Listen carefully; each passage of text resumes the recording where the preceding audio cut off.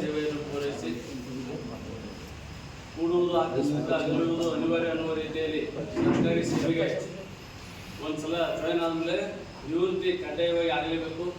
ಆ ಒಂದು ದಿವಸ ಇವತ್ತು ವಯೋನಿವೃತ್ತಿ ದಿವಸ ಬಂದಿದೆ.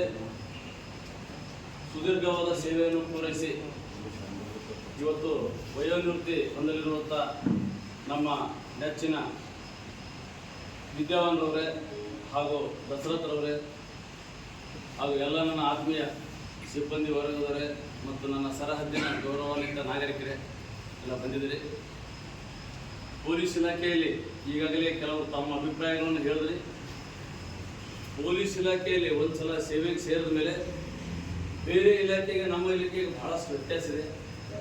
ಇಲ್ಲಿನ ಒಂದು ಕೆಲಸದ ಒತ್ತಡ ಮತ್ತು ಕೆಲಸದ ಒಂದು ಅನುಭವ ಮತ್ತು ಸಾರ್ವಜನಿಕರೊಂದಿಗಿನ ಸಂಬಂಧ, ಮೇಲಾಧಿಕಾರಿಗಳೊಂದಿಗಿರುವ ಸಂಬಂಧ ಅದೆಲ್ಲವೂ ಕೌಂಟ್ ಆಗ್ತದೆ. ಅಂಥ ಒಂದು ವಿಷಯದಲ್ಲಿ ನೀವು ಯಾವಾಗ ಸಿವಿಲ್ ಪೊಲೀಸ್ ಅಂತೇಳಿ ಸೆಲೆಕ್ಷನ್ ಆದರೆ ಇದನ್ನು ನಿಭಾಯಿಸಿಕೊಂಡು ಇಲಾಖೆಯ ಘನತೆ ಮತ್ತು ಗೌರವವನ್ನು ಎತ್ತಿ ಹಿಡಿಯುವುದರೊಂದಿಗೆ ನಿಮ್ಮ ಸರ್ವಿಸ್ನಲ್ಲಿಯೂ ಸಹಿತ ಯಾವುದೇ ಕಪ್ಪು ಚುಕ್ಕೆ ಬಾರದ ರೀತಿಯಲ್ಲಿ ಕಳೆದ 34-33 ವರ್ಷಗಳ ಸೇವೆಯನ್ನು ಸಲ್ಲಿಸಿ ಯಾವುದೇ ಕಪ್ಪು ಚುಕ್ಕೆಯಲ್ಲಿ ವಯೋನಿವೃತ್ತಿ ಇದು ತುಂಬ ಸಂತೋಷದ ವಿಷಯ ಅಂತ ನಾನು ವೈಯಕ್ತಿಕವಾಗಿ ನಾನು ವಿದ್ಯಾವಾನರ ಬಗ್ಗೆ ಹೇಳಬೇಕಾದ್ರೆ ಕಳೆದ 1 ವರ್ಷ 4 ತಿಂಗಳ ನನ್ನ ಹತ್ತಿರ ಅವರು ಕೆಲಸ ಮಾಡಿದರು.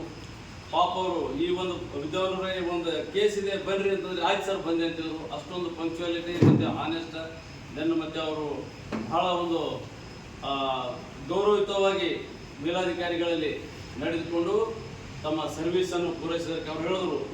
ಲೋಕಾಯುಕ್ತಲ್ಲಿ 6 ವರ್ಷ, ಇಂಟಲ್ಲಿ ಮತ್ತು 3 ವರ್ಷ 5 ವರ್ಷ ಲೋಕಾಯುಕ್ತ ಇಂಥ ಅಲ್ಲೆಲ್ಲ ಮಾಡಬೇಕಾದ್ರೆ ಭಾಳ ಪೇಷನ್ಸ್